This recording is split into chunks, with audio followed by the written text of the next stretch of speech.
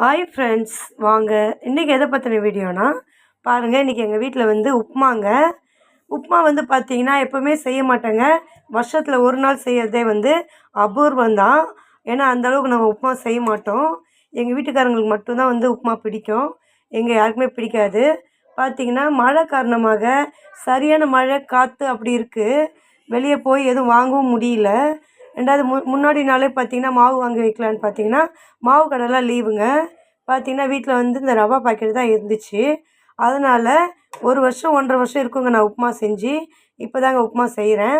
பார்த்திங்கன்னா இது வந்து தேங்காய் எண்ணெயில் செஞ்சுருக்கேங்க.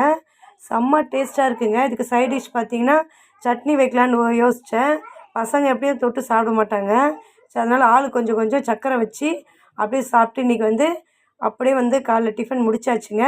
ஓகே ஃப்ரெண்ட்ஸ், பிடிச்சிருந்ததுன்னா லைக் பண்ணுங்கள், ஷேர் பண்ணுங்கள், கமெண்ட் பண்ணுங்கள், முக்கியமாக சப்ஸ்கிரைப் பண்ணுங்கள்.